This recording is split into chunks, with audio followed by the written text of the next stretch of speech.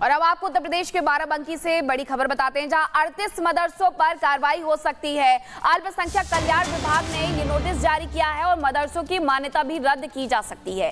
चेतावनी के बाद भी उनके द्वारा आईडी नहीं बनाई गई। आईडी बनाने के लिए 3 महीने का समय मिला था, लेकिन अभी तक आईडी नहीं बनाई गई है, जिसके बाद ये कार्रवाई हो सकती है, मान्यता रद्द की जा सकती है। 38 मदरसे हैं और पहले भी अल्पसंख्यक विभाग के द्वारा पूरे उत्तर प्रदेश में ऐसे मदरसों को चिन्हित किया गया था जो कि अवैध तरीके से संचालित हो रहे हैं, लेकिन इन्हें आईडी बनाने के लिए कहा गया था, जो इनके द्वारा नहीं किया गया। और बात अलीगढ़ की, जहां अलीगढ़ से हैरान करने वाली घटना सामने आई है। यहां शोएब नाम के एक युवक ने आपसी रंजिश में अपने साथियों के साथ मिलकर 6 लोगों पर एसिड हमला कर दिया है। पुलिस ने शोएब को हिरासत में ले लिया है और अब आगे की कार्रवाई भी शुरू कर दी है, लेकिन आखिरकार उसने ऐसा किया क्यों, देखिए।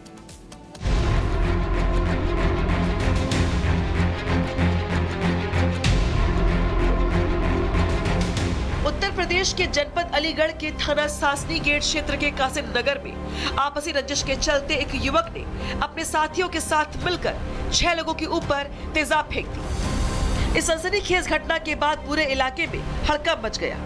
अटैक में झुलसे सभी घायलों को आनंद फानन में उपचार के लिए जिला मलखान सिंह अस्पताल में भर्ती करवाया गया। सूचना पर पुलिस मौके पर पहुंची और तेजाब फेंकने वाले युवक को हिरासत में लेते हुए घटनास्थल से तेजाब की बोतल भी बरामद की। साथ ही उस दुकान को भी चिन्हित कर लिया गया जहां से तेजाब को खरीदा गया था। हालांकि पीड़ित परिवार की तहरीर मिलने के बाद पुलिस ने युवक के खिलाफ एफआईआर दर्ज करते हुए पूरे मामले की जांच शुरू कर दी है।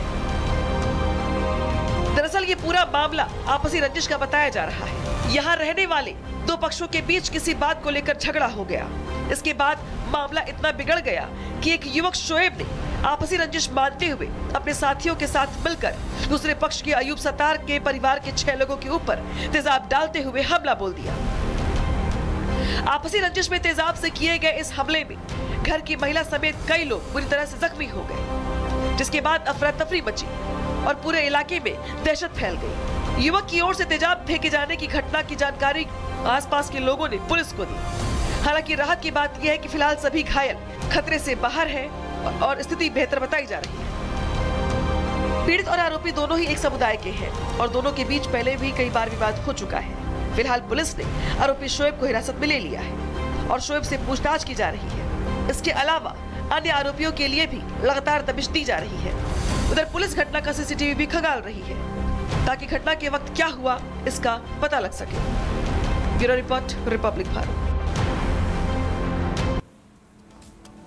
वहीं दूसरी तरफ उत्तर प्रदेश के नोएडा में एक भरे बाजार में बनी सकरी गली में जब थार मालिक पहुंचा तो उसने ऐसा कहर बरपाया कि सब सन्न रह गए। लेकिन जब बेलगाम थार सवार को पुलिस ने हिरासत में लिया और आगे की कार्रवाई शुरू की तो उसके भी होश फाख्ता हो गए। देखिए।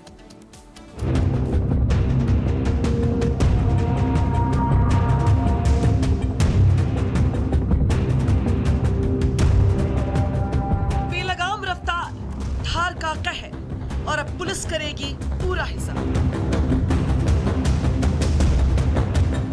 थार सवार की दबंगई की ये तस्वीरें नोएडा के सेक्टर 16 से आई है। तस्वीरों में साफ साफ दिखाई दे रहा है कि थार सवार को ना तो पुलिस का खौफ है और ना ही रफ्तार पर लगा। देखिए कैसे ये थार सवार बेकाबू लगाम के साथ सकरी रोड पर आगे बढ़ता है और एक के बाद एक कई वाहनों को टक्कर मारते कुचलते हुए आगे बढ़ जाता है। एक बाइक सवार इस टक्कर से गिर जाता है, लेकिन राहत की सांस ले रहा है, मानो वो मौत के मुंह से वापस लौट आया। बाइक पर चढ़ाते हुए थार सवार बेखौफ आगे बढ़ता है और 3-4 वाहनों को कुचलते गिराते हुए आगे निकल जाता है। एक बार फिर देखिए थार सवार की दबंगई, कैसे भरे बाजार खुलेआम थार सवार सड़क नियमों का बखौल उड़ा रहा है, साथ ही क्रूरता की भी हदें पार कर रहा है। ये पहली बार नहीं, इससे पहले भी थार मालिकों की दबंगई सामने आ चुकी है। जब बेलगाम कमान थामे थार मालिक खुलेआम नियमों की धज्जियां उड़ाते दिखाई देते हैं। सवारी की सारी खुमारी नोएडा पुलिस उतारेगी। जानकारी के मुताबिक नोएडा पुलिस ने थार सवार को हिरासत में ले लिया है और आगे की कार्रवाई की जा रही है। लेकिन सवाल यह है कि सड़क नियमों की धज्जियां उड़ाने वाला थार सवार आखिर इतना बेखौफ कैसे था? क्या ऐसे सरफिरे और उनकी ड्राइविंग लोगों के लिए जान का खतरा नहीं है? गनीमत है कि पुलिस ने इस सीसीटीवी का संज्ञान लेते हुए थार सवार को हिरासत में ले लिया। इसी के साथ जरूरत ऐसे लोगों के खिलाफ कड़ी कार्रवाई करने की भी है, जिससे लोगों की जान के साथ खिलवाड़ करने वाले सिर्फ लोगों को सबक मिल सके। Bureau report, Republic Bharat.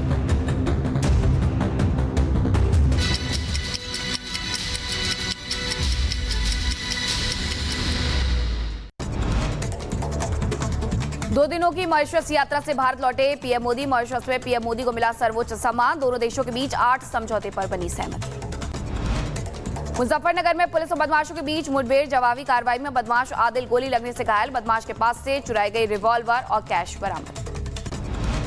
Muzaffarnagar में छात्रों के 2 गुटों में जमकर मारपीट। होली खेलने के दौरान हुआ विवाद। पुलिस वीडियो के आधार पर मारपीट करने वाले छात्रों की पहचान करने में जुटी। मैनपुरी में साइबर ठगी करने वाले गैंग का भंडाफोड़ हुआ है। पुलिस ने 3 आरोपियों को गिरफ्तार किया। एसिड अटैक से अलीगढ़ में हड़कंप। आपसी रंजिश में 6 लोगों पर एसिड अटैक। सभी की हालत गंभीर। अस्पताल में कराया गया भर्ती। पंजाब के फिरोजपुर में नशा तस्करों के खिलाफ पुलिस का एक्शन। 7 करोड़ रुपए की ड्रग्स के साथ 2 तस्करों को पुलिस ने किया गिरफ्तार। देहरादून में तेज रफ्तार का कहर। सड़क पार कर रहे लोगों को कार सवार ने कुचला। हादसे में 4 की मौत। कार चालक मौके से फरार। अलीगढ़ में भीषण सड़क हादसा। कैंटर की टक्कर से बाइक सवार पति पत्नी और 6 साल की बेटी की मौत हो गई। एक मासूम की हालत गंभीर। मथुरा में तेज रफ्तार टेम्पो ने बाइक सवार युवक को मारी टक्कर। हादसे में एक की मौके पर ही मौत हो गई। 3 की हालत गंभीर।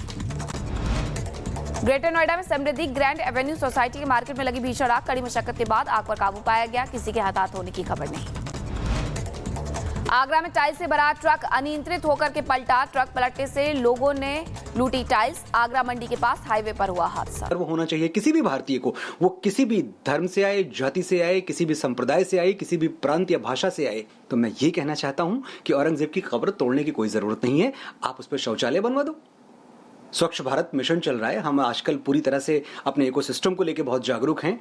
तो ऐसी जगह तो बननी चाहिए देश में, और शौचालय बनने के लिए औरंगजेब की कब्र से अच्छी जगह क्या हो सकती है। छल करके छत्रपति संभाजी महाराज की बेरहमी से हत्या करने वाले औरंगजेब की कब्र उखाड़ने की मांग लगातार तेज होती जा रही है। हिंदू संगठन संभाजी नगर में इस मांग को लेकर प्रदर्शन कर रही है। मुख्यमंत्री फडणवीस ने भी एक्शन के संकेत दिए हैं। देखना होगा कि आक्रांता की कब्र पर किस दिन बुलडोजर चलता है। Bureau report, Republic Bharat. और अब खबर बिहार से है। बिहार विधान परिषद में नीतीश कुमार और राबड़ी देवी के बीच में महिलाओं के विकास और सुरक्षा के मुद्दे पर तीखी बहस हुई है। दोनों नेताओं ने एक दूसरे पर आरोप लगाए और मर्यादा की सीमा लांघी। राबड़ी देवी ने नीतीश कुमार पर महिलाओं का अपमान करने का आरोप लगाया, जबकि नीतीश ने अपने कार्यकाल में महिला सशक्तिकरण के लिए किए गए कामों का जिक्र किया। आपका घर का लोग कपड़ा पहले नहीं पहनता था। आप जानते हैं ना, आपका घर का लोग जब हम लोग आए पति हट गए तो अपनी पत्नी को बना दिए। यही ना होता है। वो कोई काम हुआ है। जिस आदमी को हम बनाए और 3 साल के बाद गड़बड़ करने लगे, इसीलिए हमने छोड़ करके अलग किया। आपको मालूम है बिहार विधान परिषद में काफी गहमा गहमी रही। सत्ता पक्ष और विपक्ष के बीच खूब शब्दबाण चले। पूर्व मुख्यमंत्री राबड़ी देवी ने महिलाओं की शिक्षा और सुरक्षा पर सवाल उठाए, जिस पर मुख्यमंत्री नीतीश कुमार भड़क गए और लालू यादव के शासनकाल में महिलाओं की हालत की याद दिला दी। अरे गलत बात है। बैठ जाइए। महिलाओं